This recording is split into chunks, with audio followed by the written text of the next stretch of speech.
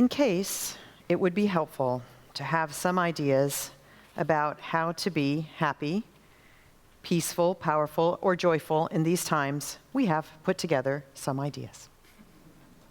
Ways to be peaceful. Take a moment to take a few breaths. Turn on music and dance. Chair dancing, also legit. Pet an animal friend. Cover yourself in cozy items and read a book. Look at, truly examine a flower. Snack or drink tea mindfully. Paint a watercolor picture or doodle with colored pens. Get close to plants. Sprout some seeds on your windowsill or work in your garden. Sit and just breathe. So we could take a deep breath now. Ways to be powerful. Embrace the knowledge, the power of knowledge. Go to the library or get on your computer and research something that you've been wondering about. Sing. Feel the power of your own voice. Try something different with your appearance. We have the most power to change ourselves, outside as well as inside. Try something different with your makeup, part your hair on the other side, wear a color you don't usually wear. You can even feel different, just changing your posture or the way that you fold your hands. Leave space in front of you in the traffic jam and let people in. Know that you're holding the power to help break up the traffic jam. Take back your attention. It doesn't have to be all crisis all the time. Turn off the news, get off your phone. Write postcards to mail in a month to encourage people you know to register to vote. Volunteer to drop off frozen food for a neighbor in need. Ways to be joyful. Call someone you haven't talked to in a while and do not talk about the virus or the primaries. Bake something good for your spirit and your body. Write someone you love and encourage a card or email. Look at photos and remember a really good time. Have a movie marathon of feel-good films. Step outside and feel the sun on your face for just a few minutes. Make cleaning fun. Sing or dance or make a game out of it. Listen to an audiobook while you clean. Team up with your family and play Mary Poppins with your kids.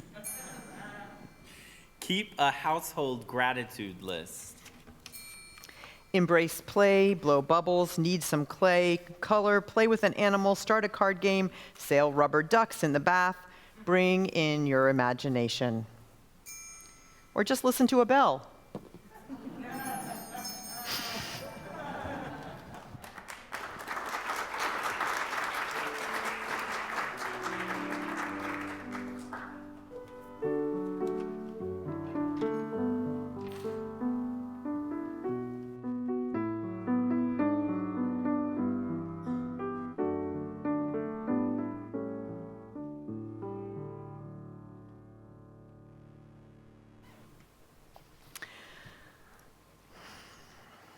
Well, what a week it has been. I will say that we are, as I think you can tell, though we're making light of some things, we have been taking this very seriously among us. And so a lot of time monitoring websites, thinking about the right things to do, and some time doing some other things as well. When I spend some time feeling lucky, for example, that we are not a tradition that does communion every week. We don't have prayer rugs that need to be cleansed every week. I've been thinking, though, that perhaps it would be good to come up with some new commandments for these times. If you knew how much I'd had to read and change this week, you'd forgive me for this. Thou shalt use the elbow bump as a greeting. Thou shalt cough into the crook of your elbow. Thou shalt observe, as we have already seen, the holy 20 seconds, lest thy washing be a sin. Thou shalt not touch thy face in any manner, for such touching is an affront to the gods of sanitation. Thou shalt get as much rest as possible and drink of the elixir of life, which is water, despite what the false prophets from Napa might profess. Thou shalt not spend every waking hour getting the Google News updates, for such is idolatry.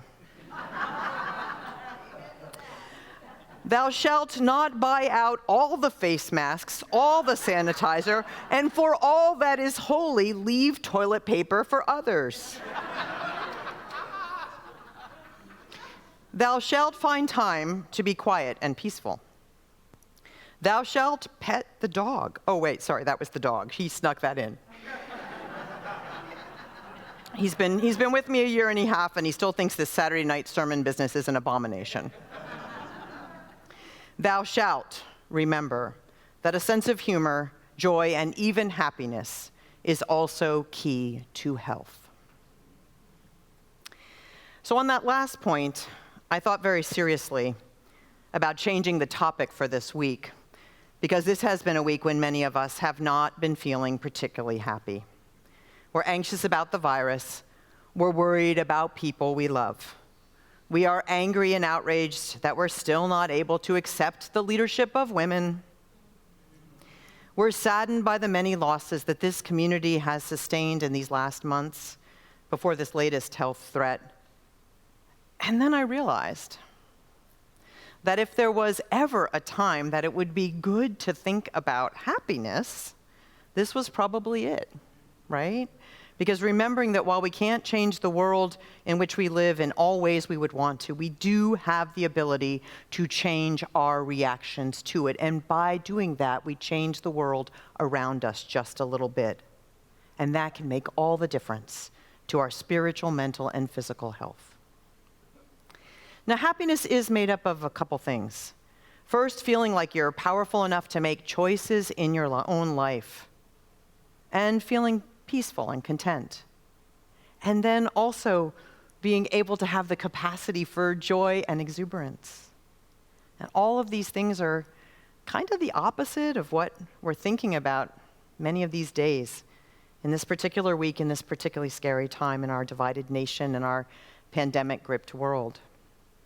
The search for happiness may seem right now a little bit like Ponce de Leon's search for the fountain of youth. And if we hear one more time that older adults are particularly at risk, it'll especially feel that way. But yet understanding how to maintain peacefulness, a sense of empowerment, and even to glimpse joy is the mental hygiene equivalent of washing for 20 seconds. I can decide it's a waste of time, but it might be a very bad decision for my spiritual resilience. Now, I was brought up around a lot of anxiety. My household did anxiety well. And though education and science were our touchstones officially, I also inherited a kind of cultural superstition. And I've come to realize this and unpack it at times. When something bad was going on, I had this sort of superstitious belief that it was dangerous to ever be happy. Some spirit that I didn't believe in out there would know and get me if I was just the least bit happy in a time when other things were happening. Now, I'm not sure exactly how this was supposed to happen, because this was before I knew that Alexa was a spy and that Facebook was eavesdropping, but somehow I knew. I was just afraid to be happy unless everything was in order. Now, I was the child of a single mom when that wasn't as much of a thing. I was the product of an interracial marriage before it was even legal. I was a caretaker before I was a preteen, an overachiever, and a workaholic. So can I say that the times when I thought happiness was indicated were very small? They were not abundant, not abundant. And yet happiness as a strategy is now being touted by scientists, not just late-night radio talk show hosts, but the peaceful and the powerful parts that we know have been the essence of spiritual tradition for centuries are now proved why that is true. We now understand the science behind it. The brain can continue to change, which is what we'll talk about at the forum, both virtually and really in here today at 1. His Holiness the Dalai Lama says, "So I think that to a large extent, whether you suffer depends on how you respond to a given situation." And this is a basic Buddhist teaching. Pain is going to happen. Suffering is optional. Suffering is optional. The brain, it turns out, knows how to learn new things, and it knows how to learn new things right up to the minute that it stops functioning. One of the most productive things that we can learn, perhaps for our times, is how to be happy. Not truth-denying, not avoiding hard news, which we'll get to in a moment, but really, actually being happy, doing those small things or those large things that make us actually feel happiness. Happiness is a form of gladness, and gladness is typically thought of as being peaceful, powerful, and joyful. So I want to take a moment with each one again. Peacefulness. This is one of the great benefits of mindfulness and of meditation. Meditation is more than just sitting on a hard, strange cushion. It is about a state of relaxation and release and mindful awareness. And we have less and less and less and less of this in the way that our days are structured now, even in normal times. Aware that life is available only in the present moment, we are committed to live deeply in each moment of daily life, says Thich Nhat Hanh. He is the founder of the Order of Interbeing in the Vietnamese Buddhist tradition. He is a man whose Buddhism came out of the struggles of his people, some of the hardest conditions, and yet he found a way to liberate and provide liberation to so many. As powerful as that is, as I mentioned earlier, we need to remember that we have choices. We do have choices, even though we may not feel in these days to come as if we have the same choices that we're used to having. Maybe if we or someone we love is an elder or has a health condition, we do know that we have to restrict some of our choices, and that's very important, and we need to affirm that and to support that. And yet, what the new studies would tell us is we also do have choices to decide how we respond to the stress that has been all around us for a number of years now and now has been taken up to another level. So that's power. That's the power we have, the power to choose. So let's talk about joy. A good belly laugh at the irony of all of this is really an important thing to have every now and then. We can settle for those small things that are just the small fragments that we've all listed, but we can remember that there is still wonder and delight in this world, and we can see it all around us if we're looking for it. So we can be peaceful, we can be powerful, we can be joyful. What this does not mean is that we should be trying to completely avoid the real news, because those who've been trying to do that over these last years have found their stress levels are rising and rising and rising.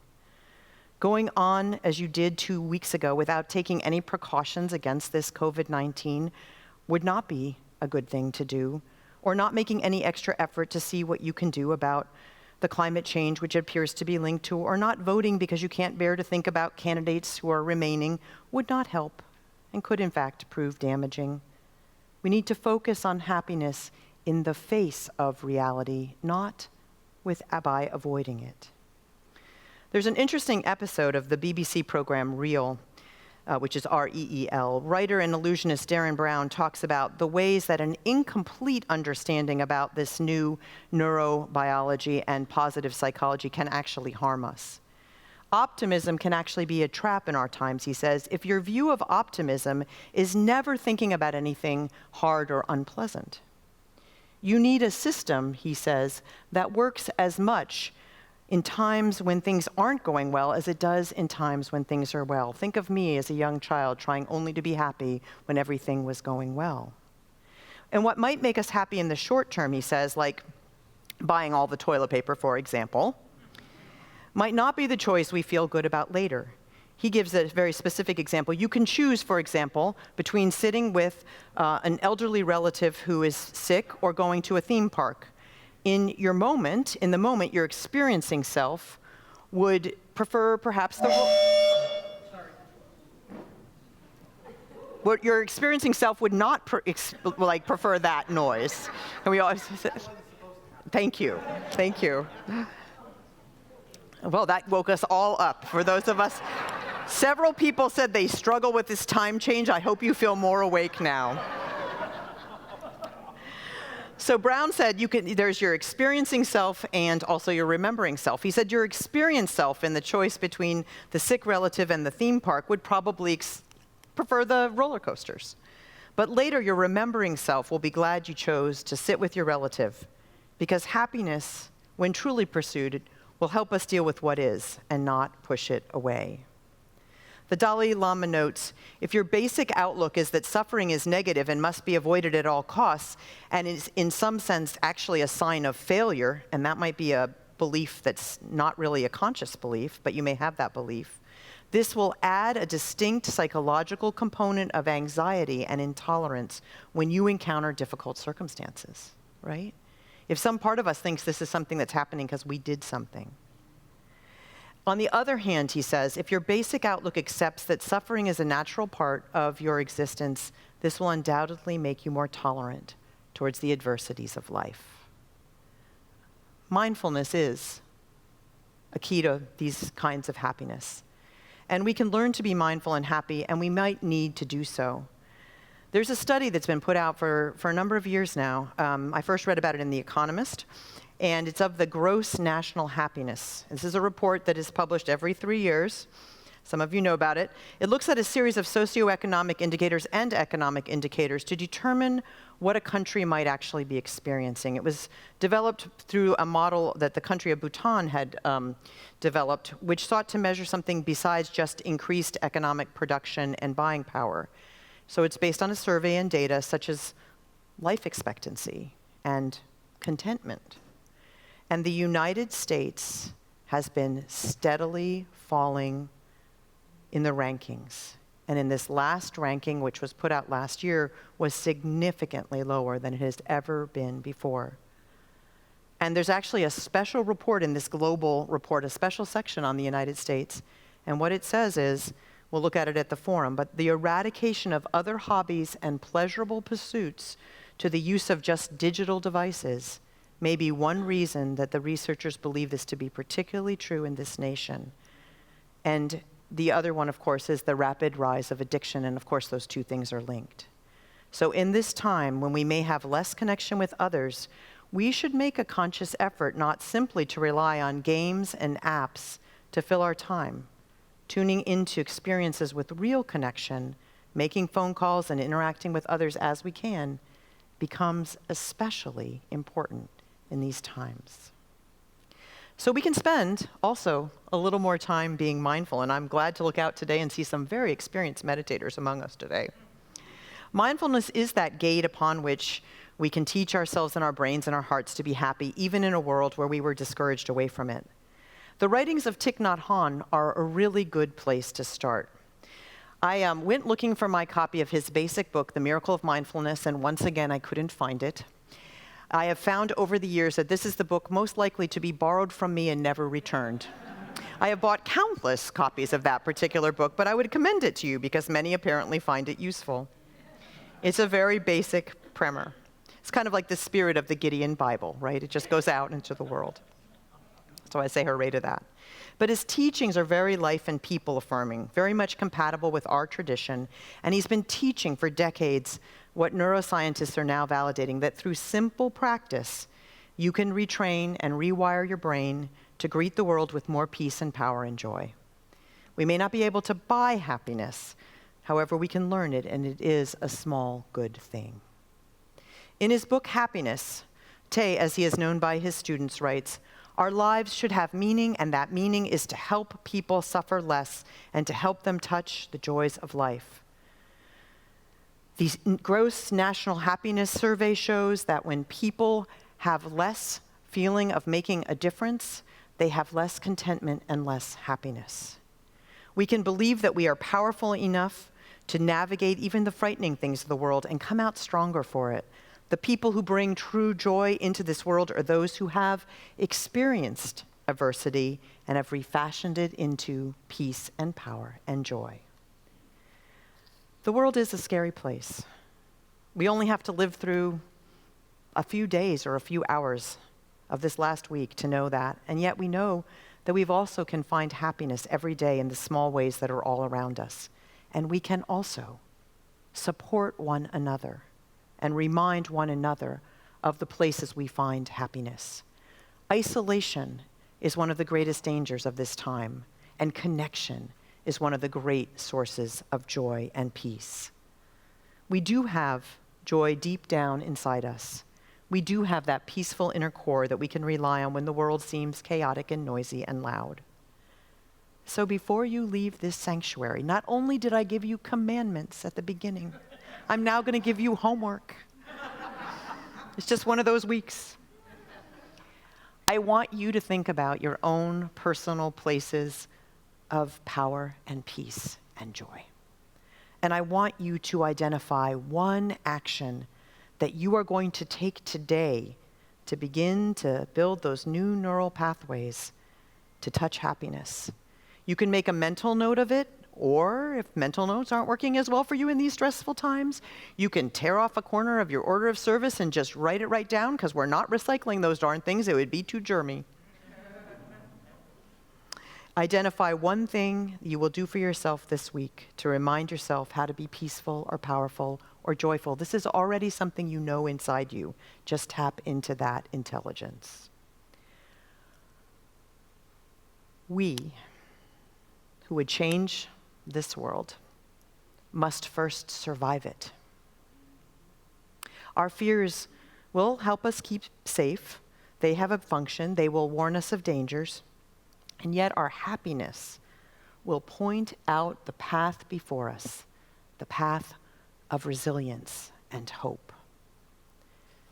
So wash your hands, and then use lotion so they don't get chapped. And keep up with, yet do not succumb to the news. And take care of your body, for it is the vessel of your life.